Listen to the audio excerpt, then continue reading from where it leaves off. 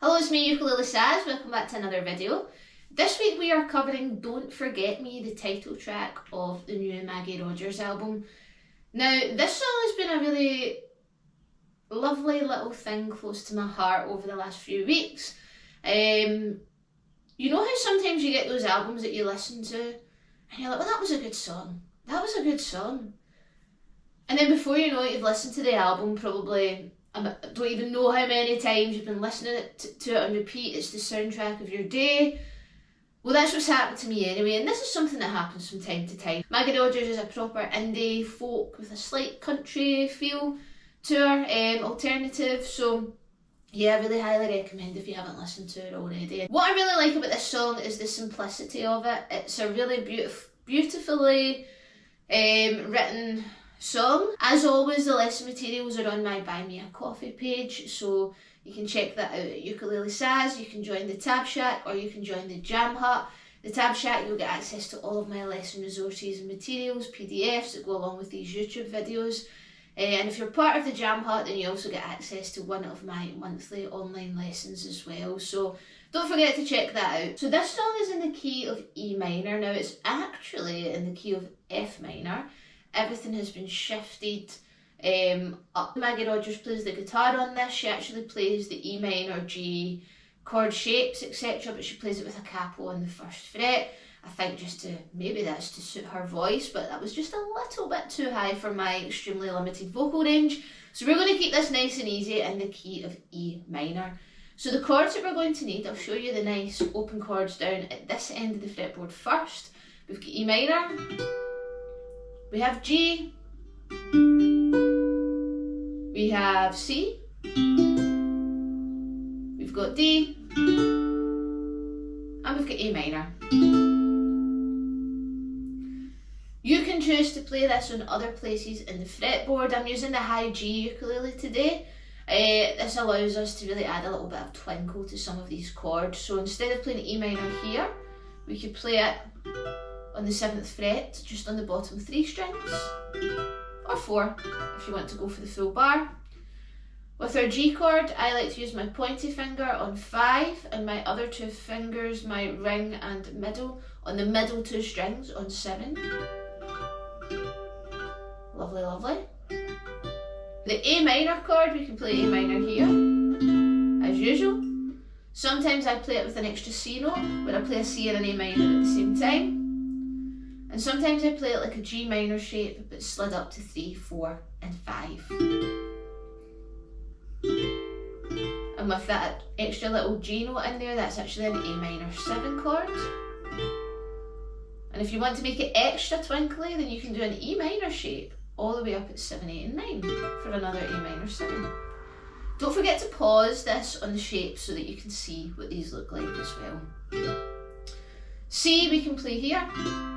We can play on the 7th fret with an extra E note, or we can play a G shape all the way up at frets 7 and 8.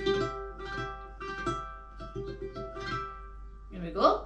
And then D, we can play it down here, or we can play like a B7, but on 5, 6 and 7.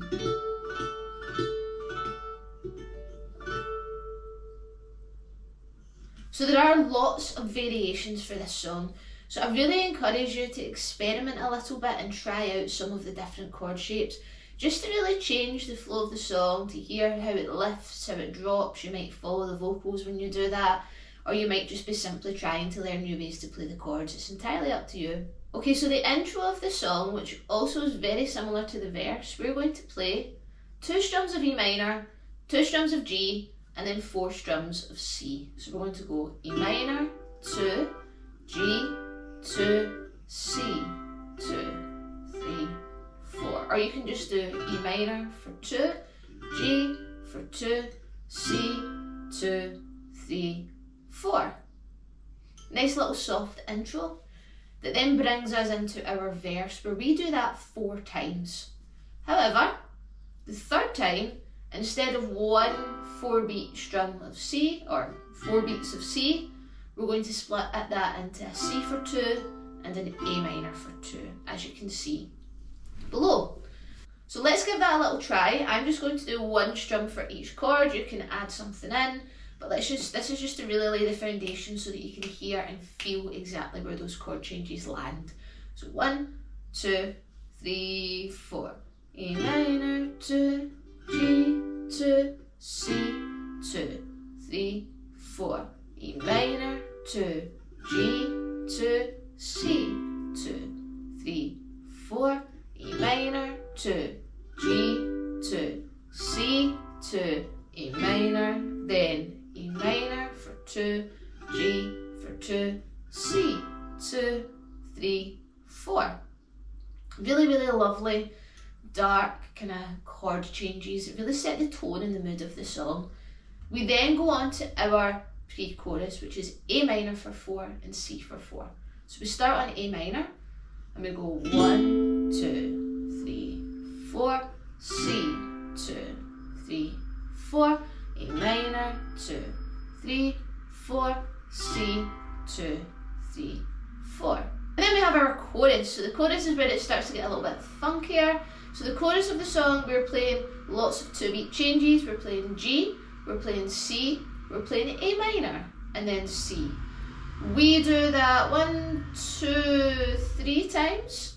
So we'll do that first. And then we go back to what we've done in the pre-chorus, where we do A minor for 4, and then C for 4. And then we go back to what we play in our intro and verse. So we've got our nice fast chord changes, G, C, A minor, C 3 times. We then do an A minor and a C for 4 beats, and then E minor, G, C like we do in the verse, and we do that twice. So you can see that below. Let's try and give that a little go together. So 1, 2, 3, and G, 2, C, 2, A minor, and C. Then G, then C, then A minor, and then C. Then G, then C, then A minor, then C, then A minor, 2, 3, 4, C, 2, 3, 4, E minor, 2, G, 2, C, 2, 3, 4, E minor, 2, G, 2, C, 2, 3, 4. Can you hear the dark feel of the song with all of those minor chords? The minor chords are really dominant in the song, with each section, apart from the chorus, starting with the minor chord. Notice how the chorus is a little bit brighter, because it starts with G, but then as the chorus progresses, we bring it back to that kind of minor dark feel again. It's really cool, really, really cool. So then what happens when we get to the bridge? Now bridges tend to do this in songs, is they kind of deviate away from the other flow of the song. So that's why we jump to the D chord. And it's a nice bright major chord, so it does brighten things up a little bit. And we're going to do 4 beat changes here. So we've got D, followed by C, D, A minor, D, A minor, C, A minor. So the pattern here is a little bit all over the place. So this is probably one of the trickier parts to remember. And then we go back to the first kind of part of the chorus. So G, C, A minor, C, G, C, A minor, C. So let's see if we can play that one along together again, just with those 1 strums. So 1, 2, 3, and D, 2, 3, 4, C, 2, 3, 4, D, 2, 3, 4, A minor, 2, 3, 4, D, 2, 3, 4, A minor, 2, 3, 4, C, 2, 3, 4, A minor, 2, 3, and then we've got B, 2, C, 2, A minor, and C, G for 2, and C for 4, A minor, and C. And that carries us back into the chorus where we keep that going. So you can hear that just changes things slightly before bringing us back into the chorus again. So the chords really tell a story. The chords, although they're chords that we know and use so many times, when used in this way, they really, really help carry the song, especially when you hear the lyrics and the melody as well. So 2 things to really make this song a little bit more exciting. The first one is changing the shapes. So I would start just with one section at a time. So let's use the pre-chorus for an example. So rather than playing A minor 2, 3, 4, C 2, 3, 4, we do that twice. So maybe the first time you use the lower chords, but then the second time you might want to change it up a little bit. So I'm going to use the G minor shape, and then I'm going to use the G shape for C. So the G minor shape here, 3, 4, 5 for A minor, and the 7 and 8 for C. So for example, we go A minor. Every time I try just a little C, promise that I'll meet in the A minor, trying to find my way back to my C free. Really, really nice. Or we could do that the opposite way around. So you could go every time I try just a little C, promise that I'll meet in the middle, trying to find my way back to my feet. Notice how that time, because my voice was going down, that's why I brought the chords down. So that might have suited it a little bit better. But again, it's your own interpretation. I encourage you to try things, try different shapes, listen to it back, record yourself playing it and think, how did that sound, how did that flow? So what's really cool about being able to play around with the chord shapes is you can keep it all at the same level, or you can gradually get it higher, or you can bring it high and bring it back low again. So really, really tune in and listen to what you're playing and hear and think about what you think sounds good. Other thing is the rhythm. So the rhythm, I want you to be as free as possible with this. So you don't have to do a every time I try just a little, promise that I'll meet, because then it just turns into a country bop that, to be honest, that's not really the flow of the song. This song has a slow tempo. The strumming isn't particularly important to get a regular, consistent strumming pattern throughout. This song's got so much emotion, you want to tell a story with it. So I want you just to strum by feel. Start with those down strums. You can even bring it up to just 4 down strums or the 2 down strums for the 2 beat changes. And then see what happens. I want you to listen to how I strum the verse, just to get an idea of what I mean. So I'll do the intro and the verse so that you can hear the difference, starting with the down strums and then building it up. So we've got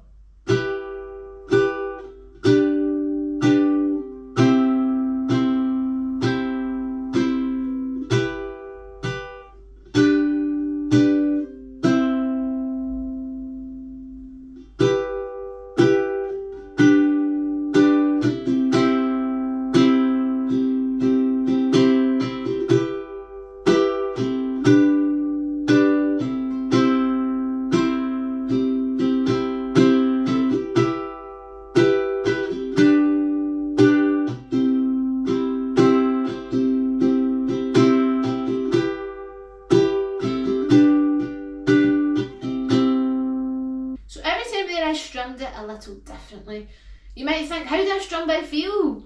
Strumming by feel comes a lot more naturally when you understand the flow of music and you understand where the chord changes fall in relation to the words, and you kind of just don't think about it too much. I know I preach a lot about we have to do this strumming pattern and it must fit in with the count of 4, but that's more just to give you a little bit of structure and something to work around. So it's nice to have a balance of the two, and a lot of musicians do strum by feel. So I want you to give that a go and just let your creative juices flow a little bit.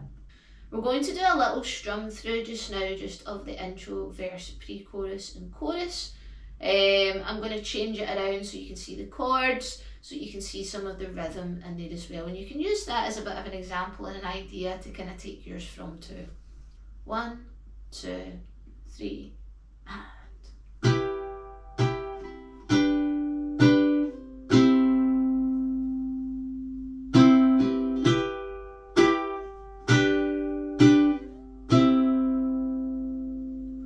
my friend said he's getting married. To me that sounds so scary. I'm still trying to pick up my side of the street. Can't imagine what without. I'm still acting out of habit. I'm still trying to pick up my side of the street. Something like that. Oh, but every time I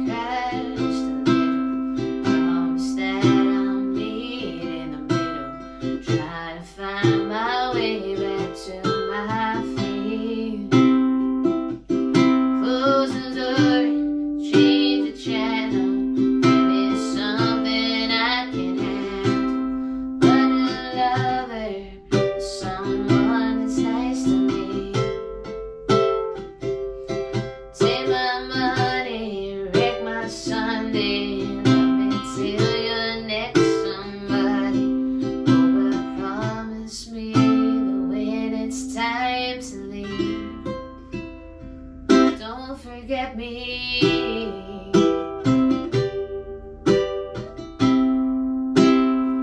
Don't forget me.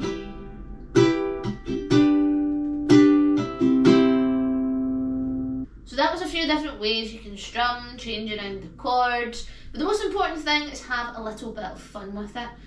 I think you can do this with lots of songs, especially songs that you love to play that use a lot of these chords that you're so comfortable with. These are the ones that you can use to build from and get yourself out of your comfort zone with as well. Lots of different things to try. I think we can learn a lot from the songs that we love, and I hope that me sharing one of the songs that I love with you is a bit of a help for you to start to get curious with that too. So if you'd like to get the song sheet, you can check it out on my Buy Me a Coffee page. You can join the Tab Shack for the song sheets. Join my live monthly lesson and Q&A session if you join the Jam Hut. And thank you so much for watching this video. Leave me a comment. Don't forget to like and subscribe to my YouTube channel. Tell your friends, tell your ukulele friends. And I will see you the next time.